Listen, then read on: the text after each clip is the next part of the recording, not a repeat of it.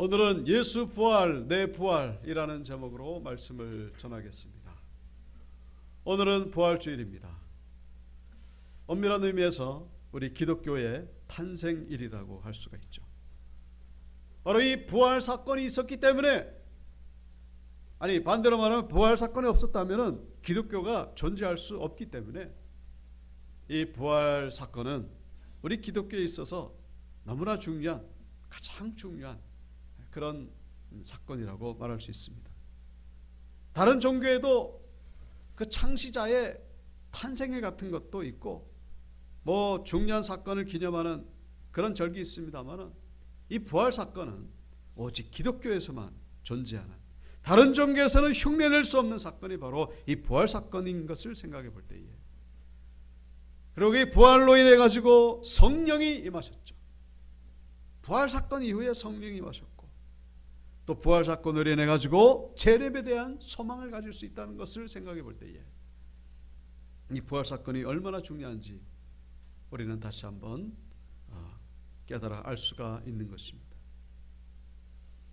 그래서 오늘은 정말 우리는 축하해야 될 날이죠.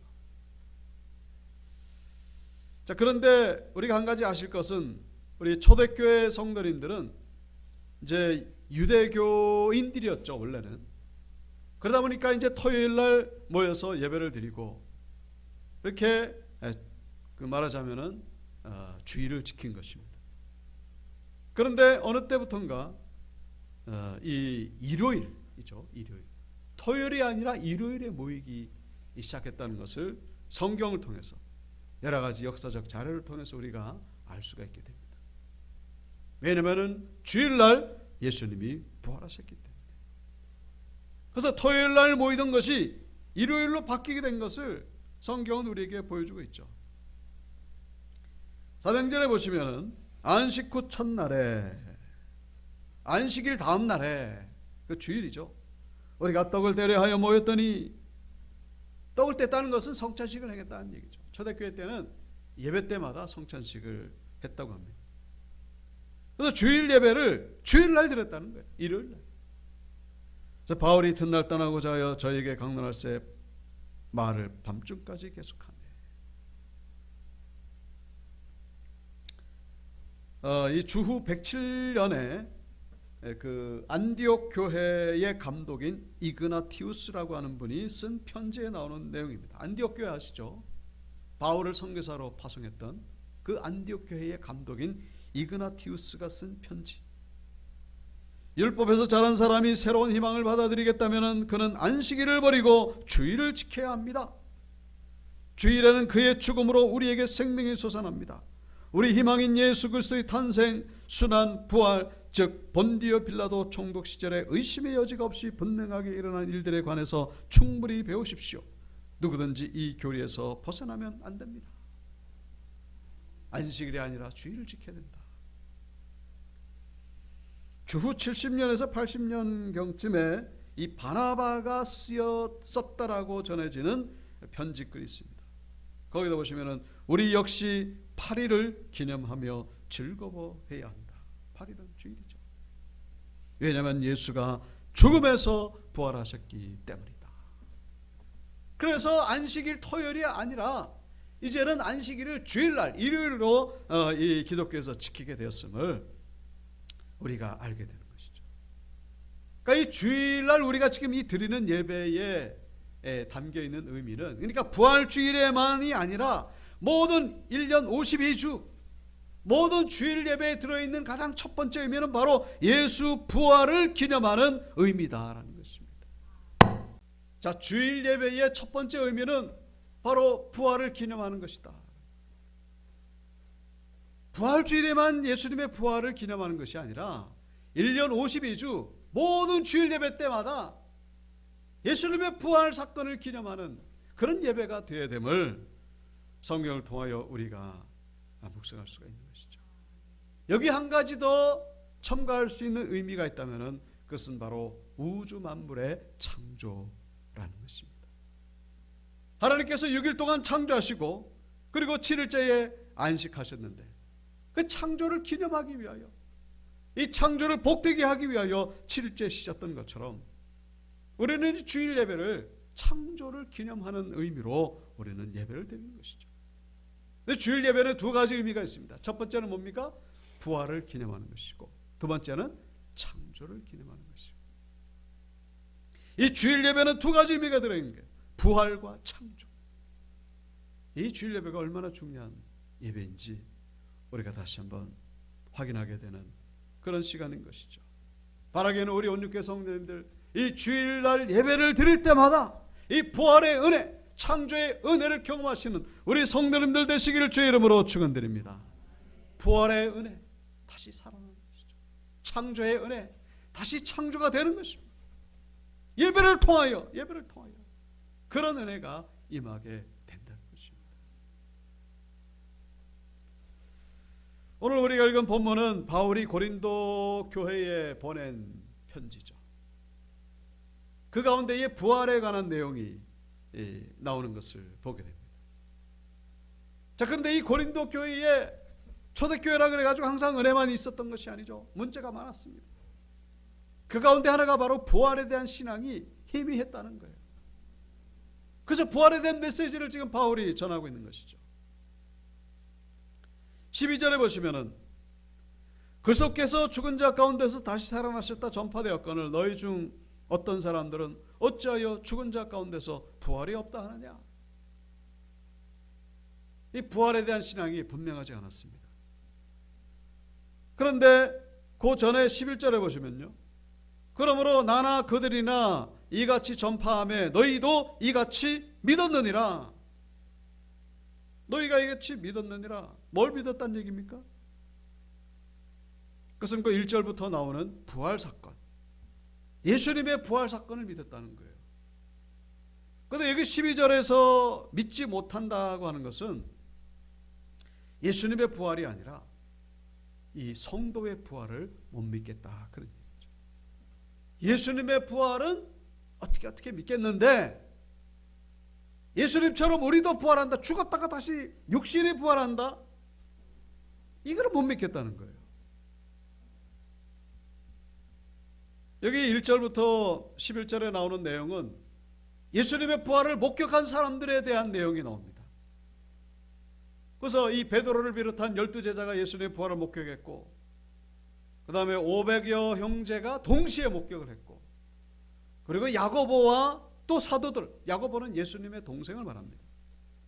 여기서 말하는 또 사도라고 하는 것은 12제자 말고 이제 이 그 사도행전에 나오는 뭐 디모데라든가 빌립이라든가 스데반이라든가 뭐 바나바라든가 이렇게 복음을 전하는 자들, 이런 자들이 예수님의 부활을 목격했다는 거예요. 그리고 마지막으로 이제 이 8절을 보면은 만삭되지 못한 자 같은 나도 부활하신 주님을 만났다.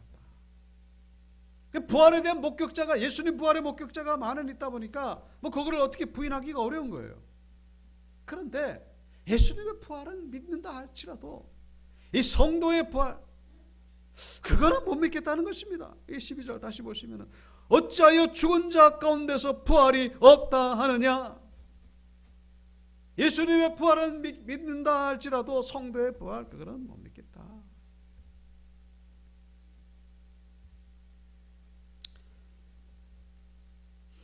우리가 그 사도행전을 통해 가지고 고린도가 어떤 도시라는 것을 우리가 함께 살펴본 적이 있죠. 고린도 지금의 그 그리스 그쪽에 있는 도시죠. 그러니까 헬라 문명의 어떻게 보면 중심지라고 할 수 있는 그런 도시.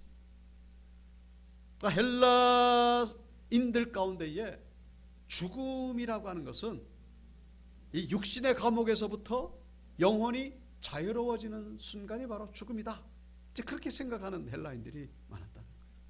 그러니까 육신을 안 좋게 보는, 육신은 감옥이다. 기껏 죽음을 통해 가지고 육신의 감옥에서 영혼이 자유로워졌는데 다시 또 육신을 입고서 부활하느냐? 여러분, 우리 성도가 부활하는 것은 영혼이 부활하는 것이 아닙니다. 육신이 부활하는 것입니다. 우리 사도신경 가운데에 성 거룩한 공회와 성도가 서로 교통하는 것과 죄를 사하여 주시는 것과 그 다음에 뭡니까? 몸이 다시 사는 것. 몸이 살아. 영혼이만 살아나는 게 아니라 이 아무리 뭐 부패됐다 할지라도, 썩었다 할지라도, 흙이 됐다 할지라도 그 몸이 다시 살아난다 하는 것을 믿는 것이 우리 기독교인들의 신앙 고백이 있다라는 것이죠. 그걸 못 믿겠다는 거예요. 고린도 교인들이 예수님의 부활은 믿겠지만 우리도 그렇게 예수님처럼 부활하냐? 못 믿겠다, 그런 얘기죠. 디모데후서 2장 18절에 보시면은 이 바울의 이 서신이죠. 진리에 관하여는 그들이 그릇되었도다. 부활이 이미 지나갔다 하므로 어떤 사람들의 믿음을 무너뜨리느니라. 부활은 이미 지나간 사건이다. 여기서 말하는 지나간 부활이라고 하는 것은 예수님의 부활 사건. 예수님은 어찌어찌 부활했지만은 그거는 이제 과거 사건이고 앞으로 또 예수님처럼 부활하는 일은 없을 것이다. 그 얘기를 하는 자들이 있다. 그 얘기를 지금 바울이 얘기를 하는 거예요. 부활 사건은 이제 한 번으로 끝났지 이제 또 다시 뭐 이렇게 또 뭐 부활하고 그런 건 없다. 그렇게 얘기를 하는 자들이 있다는 것을 바울이 지금 얘기를 하고 있는 거예요. 고린도 교회도 지금 그런 사상에 젖어들어 가지고, 그래서 여기 16절에서 바울이 이 부활에 대해서 이제 변증을 하는 것이죠. 성도의 부활은 있는 것이다. 예수님만 부활하는 것이 아니라 우리도 부활한다. 죽었다가 16절 만일 죽은 자가 다시 살아나는 일이 없으면 그리스도도 다시 살아나신 일이 없었을 터이요. 죽은 자의 부활은 일반적인 사건이다, 그런 얘기죠. 예수님만 특별해가지고 예수님만 부활하는 것이 아니라 이 부활이라고 하는 것은 이 하나님이 원래 모든 인류에게 허락하신 보편적인 기적 사건이다. 물론 기적이지만은 죽은 자가 살아나는 일이 없으면은, 죽은 자가 살아나는 일이 있기 때문에 예수님이 부활하신 것이다. 예수님만 특별해가지고 예수님만 부활하는 게 아니다. 모든 사람들도 언젠가는 부활한다. 20절 보시면요, 그러나 이제 그리스도께서 죽은 자 가운데서 다시 살아나사 어떻게 해요? 잠자는 자들의 첫 열매가 되셨도다. 첫 열매라는 게 무슨 말입니까? 두 번째 열매가 있고 세 번째 열매가 있고 그런 얘기예요. 그 첫 번째로 이제 예수님이 부활하셨다, 스타트를 끄는 거예요. 이제 예수님이 부활하셨으니까 이제 앞으로 줄줄이 부활 사건이 일어난다, 그런 얘기죠. 우리도 죽었다가 다시 살아난다. 21절을 보시면 21절 사망이 한 사람으로 말미암았으니, 여기 한 사람 누굽니까? 에덴 동산의 아담이죠. 사망이 한 사람으로부터 시작됐으니, 아담이 죽어가지고 그래가지고 그 다음부터 이제 모든 사람들이 차례차례 죽는 것처럼 그 다음에 죽은 자의 부활도 한 사람으로 말미암는도다. 죽은 자의 부활도 예수님으로 인하여 시작되는도다. 예수님이 부활한 것처럼 그 다음에 모든 인류도 차례차례 부활하게 될 것이다.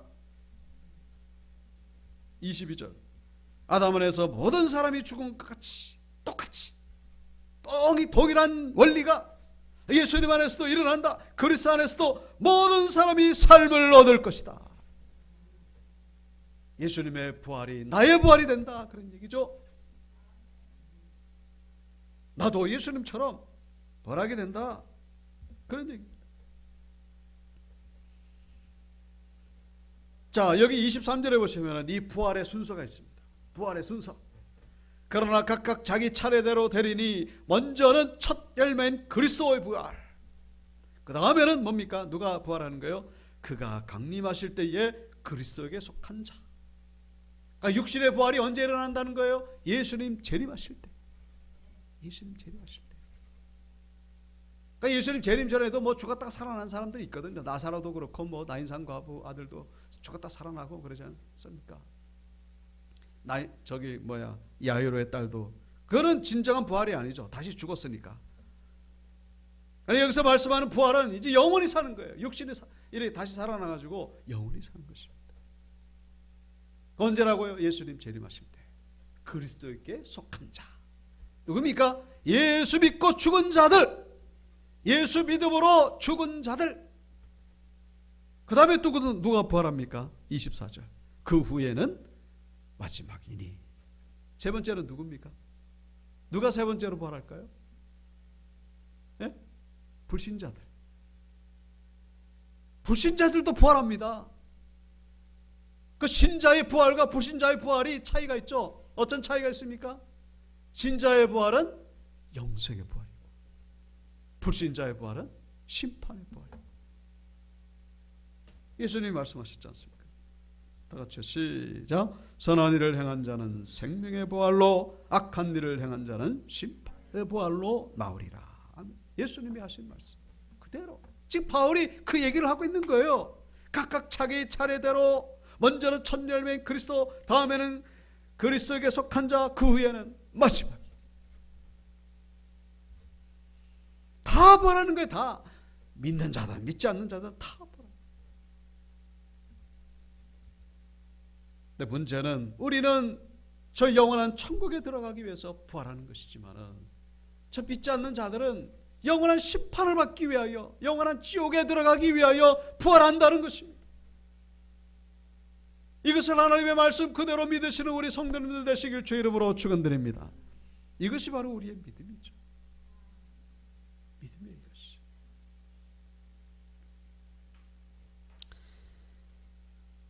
우리는 가끔씩 그런 생각을 할 겁니다. 야, 어떻게 그게 일어날 수 있단 말인가? 근데 우리의 믿음 가운데에 가장 중요한 믿음은 창세기 1장 1절이지 않습니까? 태초에 하나님이 천지를 창조하십니다. 여러분, 천지를 창조하신 하나님이 못하실 일이 뭐가 있습니까? 천지를 창조한다는 건요, 아무것도, 그건 시간도 없고 공간도 없고 물질도 없고 아무것도 없어요. 그런데 이 온 우주 만물이 생겨난 거예요. 그런 하나님이신데, 여러분, 사람이 썩었다가 다시 살아나는 거, 그걸 왜 못하겠습니까? 천지를 창조하신 하나님이신데 그거를 왜 못하겠느냐 하는 것이죠.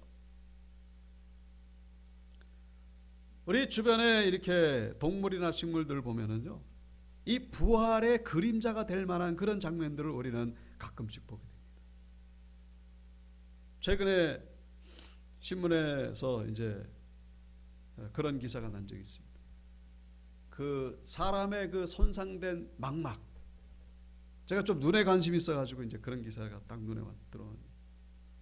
망막이 손상되면요, 이거는 회복이 안 됩니다. 그래서 실명되는 거죠. 시각장애인으로 살아갑니다.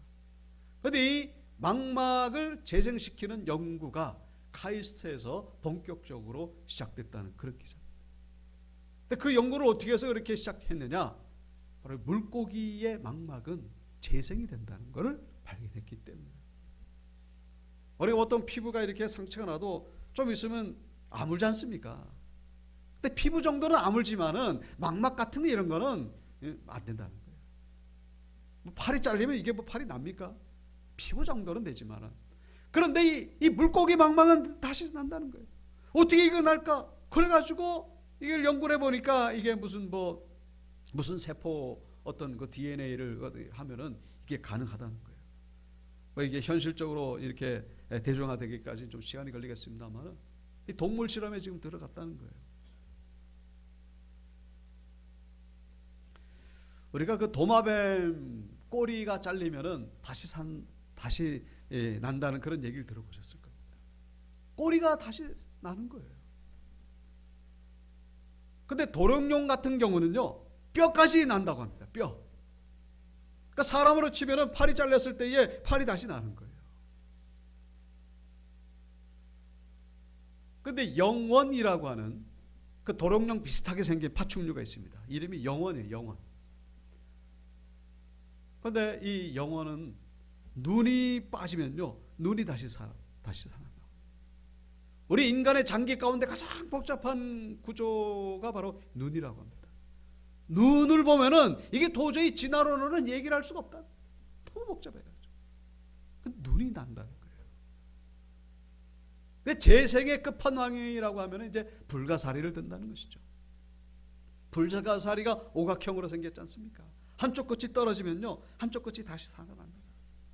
근데 살아날 뿐만 아니라 그 떨어진 조각이 다시 또 다른 불가사리가 된다는 것이죠. 그 오각형 그 꼭지점을 다 자르면은 6개가 되잖아요. 그 6개의 불가사리로 그렇게 다시 살아난다는 것입니다. 저는 이것이 바로 부활의 그림자라고 생각합니다. 하나님의 그 지으신 만물의 그의 신성과 능력이 모든 만물에 보여 알게 되나니 그러므로 저희가 핑계치 못할지니라. 자연 만물을 보면은 하나님의 그 신성과 능력이 나타나게 된다는 거예요.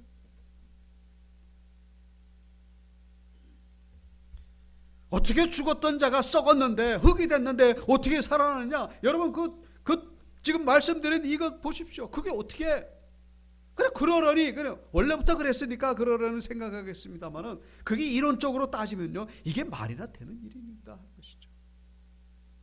세포가 살아나는 것도 마찬가지입니다. 그게 단순한 것처럼 보이지만은 그게 그 논리적으로 설명은 이게 설명이 되냐 이 말이죠. 타임머신을 타고 조선시대에 돌아가가지고 고려시대에 돌아가가지고 먼 훗날에 우리 사람은 저 수만 미터 상공에서 거대한 집 같은 데서 잠도 자고 식사도 하고 TV도 보고 전화도 하고 심지어는 샤워도 하더라고요. 그 비행기에서. 그리고 하루도 안 돼가지고 미국에 도착한다는 얘기를 하면요, 그 조선시대 고려시대 사람들이 믿겠느냐 하는 것이죠. 미쳤다고 그럴 겁니다. 아니 저 꼭대기 상공에서 무슨 잠을 자고 샤워를 하고 밥을 먹고 뭐 전화를 한다는 것도 무슨 얘기인지도 이해를 못하겠고. 근데 지금 우리는 조선시대 고려시대의 사람들이 보면 까무러칠 만한 그런 시대로 우리가 살아가고 있죠.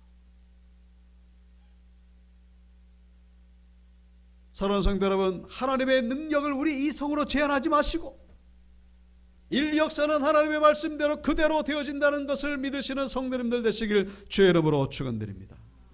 말씀 그대로 이루시는 거예요.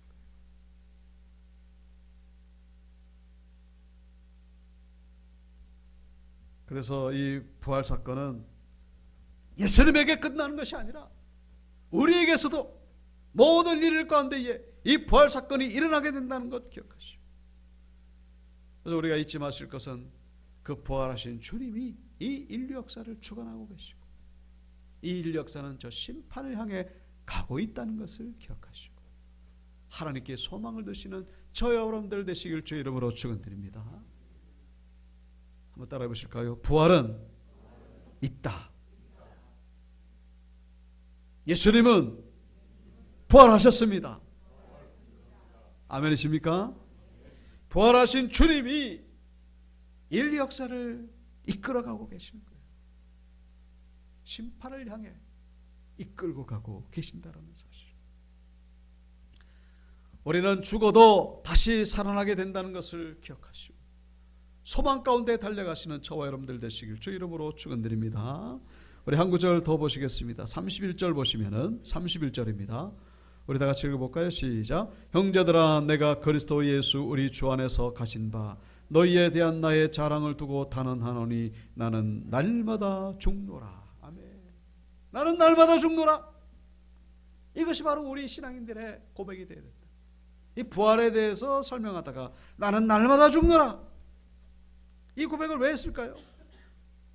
부활의 은혜를 더욱더 체험하기 위해서. 여기서 날마다 죽는다고 하는 것은 예수님 때문에 고난을 받는다 그런 얘기죠. 예수님 때문에 복음을 전하고 예수님 때문에 봉사하고 예수님 때문에 희생하고 예수님 때문에 희생하고 날마다 죽는 거예요. 육신적으로 보면 얼마나 힘들고 얼마나 고달픕니까? 그게 죽는 것처럼 보이는데 그렇게 하는 것을 기뻐하고 즐거워하는 이유는 바로 그 다음에 부활의 소망이 있다는 것을 알기 때문에 죽으면 죽을수록 예수님의 부활이 내 안에서 솟구쳐오는 것을 경험하는 바울을 우리에게 보여주고 있는 것이죠. 나의 자랑을 두고 단언하리니 나는 날마다 죽노라. 죽는 이유는 그 부활에 더욱더 온전히 동참하기 위해서.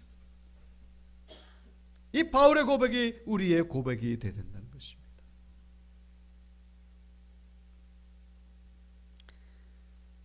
그런데 이 바울과는 다르게 살아가는 사람들의 삶에 대해서 32절에서 후반절에서 말씀하고 있죠. 죽은 자가 다시 살아나지 못한다면 내일 죽을 터이니 먹고 마시자 하리라. 오늘만 사는 사람이죠. 내일이 없는 사람들. 먹고 마시고 현실이 제일 중요한 것이니까 마시고 끝내자. 놀다가 끝내자. 즐기다 끝내자. 미래가 없는 사람들. 그래서 33절 속지 말라. 악한 동무들은 선한 행실을 더럽힌다라고 그렇게 고백하고 있죠. 34절 깨어 의를 행하고 죄를 짓지 말라. 하나님은 알지 못하는 자가 있기로 내가 너희를 부끄럽게 하기 위하여 말하노라. 이 고린도 교인들 가운데에도 부활신앙이 없다 보니까 그냥 현실만을 즐기는 거예요. 그냥 적당히 살다가 적당히 죽는 거, 그것이 인생이지. 58절입니다. 마지막 15장 58절. 다시 한번 다 같이 읽어볼까요? 시작. 그러므로 내 사랑하는 형제들아 견실하며 흔들리지 말고 항상 주의 일에 더욱 힘쓰는 자들이 되라. 이는 너희 수고가 주 안에서 헛되지 않은 줄 알미라. 아멘. 우리가 날마다 예수님 때문에 고난을 당하고 예수님 때문에 죽을 때에 그것이 헛되지 않은 일이라는 것을 바울을 통하여 우리에게 말씀해 주고 있는 것이죠. 날마다 죽어야 됩니다.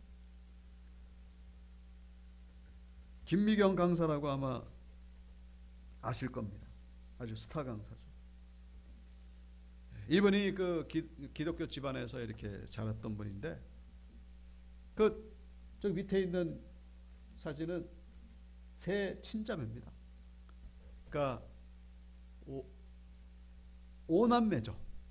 막내 아들이 있고, 그 다음에 이제 그 자매가 4명이 있고, 오남매입니다. 다 예수를 믿는데, 저 김미경 저분만 예수를 안 믿는 거예요. 또 어머님은 권사님이고 아버님은 장로님이시고, 그러면서 신앙생활을 열심히 해야 된다 그러면, 아니 내가 열심히 노력해가지고 내가 아주 성실하게 살고 그러면서 내가 성공하는 것이지 무슨 하나님이 나에게 은혜를 주고 그런 거 없다고 잔소리처럼 아주 듣기 싫어하는 거예요. 아주 기독교를 혐오스럽게 생각하고 그러면서 아주 열심히 삽니다. 그러면서 바쁘게 사는 것 치면은 두 번째가 라면 서러울 정도로 아주 열심히 성실하게 불지런히 살죠. 그래서 성공합니다. 성공하는데 이제 코로나를 딱 맞이하다 보니까, 그래서 직원이 한 100명 정도 둘 정도로 그렇게 아주 성공했다고 합니다. 근데 코로나가 닥치다 보니까 이제 사람을 모이지 못하게 하고, 그러다 보니 강연이 없어지고 수입이 줄게 되고 아주 그냥 급전직하러 바닥으로 떨어집니다. 그때 우울증이 왔는데, 근데 뭐 어떻게 이제 IT 기술을 다시 배워가지고 인터넷을 통해 가지고 다시 또 올라갑니다. 그래가지고 다시 또 이제 정점을 찍는데, 그때 그 인생의 공허함을 맞이하게 됩니다. 기쁨이 없고 자기 주변에 아무도 없다는 것을 느끼게 됩니다. 그리고 건강이 완전히 망가졌어요. 혈압이 190까지 올라갑니다. 몸이 다 망가졌어요. 아무도 없다는 것을 그제서야 깨닫게 되죠. 그리고 여기 바로 옆에 있던 저분은 저 목사님이십니다. 언니신데 목회를 하세요. 너는 예수를 잘 믿어야 된다. 그렇게 전도를 했음에도 불구하고 듣기 싫다고 그러더니 결국에는 언니에게 전화를 합니다. 대전에서 목회를 하고 있는 언니에게 전화를 해가지고 첫 마디가 나 좀 살려달라고. 그 펑펑 울다가 전화를 보니까 부재중 언니 전화가 있는 걸 알고서 언니에게 전화를 해가지고는 나 좀 살려달라고. 그래서 그 밤에 언니가 차를 먹어서 올라온 거예요. 그래서 언니가 이 동생 김미경 씨에게 뭐라고 했냐면은 죽어야 된다. 죽어야 된다. 아니 지금 다 지금 죽겠는데 더 죽으라니. 네가 안 죽어가지고 지금 너는 지금 죽을 지경에 처했다. 너가 죽어야 하나님이 너 안에 들어가셔서 하나님이 너를 회복시키시고 하나님이 너를 통하여 일하신다. 내가 죽지 않았다는 거예요. 죽지 않아가지고 지금 이 고생을 하고 있다 그런 얘기죠. 자기가 살아가지고 아등바등 살았는데 결국 그 결과가 이것이다라는 거죠. 그래서 언니 말을 듣고서 이제 복음을 듣고 예수님을 영접하고, 그 다음에 언니가 목회하고 있는 그 대전의 교회 가가지고 예배를 드리는 가운데 성령을 받게 됩니다. 방언이 터지게 되고 회개 기도가 나오고, 그제서야 비로소 자기가 하나님의 딸이라는 것을 깨닫게 되었다는 것이죠. 내가 죽을 때에 비로소 하나님이 내 안에 들어오셔서 나를 회복시키시고 나를 통해 일하신다는 것을 그때서, 그래서 이제 여기 네 자매가 모여가지고 신앙 얘기를 하고 있는 그런 모습을 제가 이제 인터넷으로 본 적이 있습니다. 사랑하는 성도 여러분, 이 바울이 고백했던 것처럼 나는 날마다 죽노라. 우리가 왜 지금 힘듭니까? 왜 어려움을 당하고 있습니까? 내 안에 내가 아직 살아있기 때문에, 내가 아직 죽지 않았기 때문에, 십자가를 먼저 경험하지 못했기 때문에 우리는 부활을 경험하지 못하고 있다는 사실.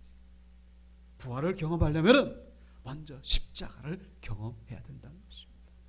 날마다 십자가에 나를 못 박을 때 세상 사람들은 계속 살려고만 하죠. 성공하려고만 하고 그냥 잘 나가기만 하고, 그러다 보니까 저 지경에 이르게 된다는 거예요. 바울의 고백처럼 나는 날마다 죽노라. 왜? 예수의 부활이 내 부활이 되어야 되기 때문에. 말씀을 마칩니다. 부활하신 주님, 이 시간 우리와 함께 하시고 우리와 함께 하실 뿐만 아니라 이 역사를 주관하고 계시고 역사를 이끌어 가시는 분은 하나님이십니다. 부활하신 예수님이시지 무슨 대통령, 무슨 사람, 여러분 그런 생각 이제 내려놓으세요. 역사의 주인 되신 분은 부활의 주님이 이끌어 가신다는 것 기억하시고, 날마다 우리 모든 예배를 통하여서 부활의 주님을 경험하시는 우리 온유교회 원속들 다 되시기를 예수님의 이름으로 축원드립니다.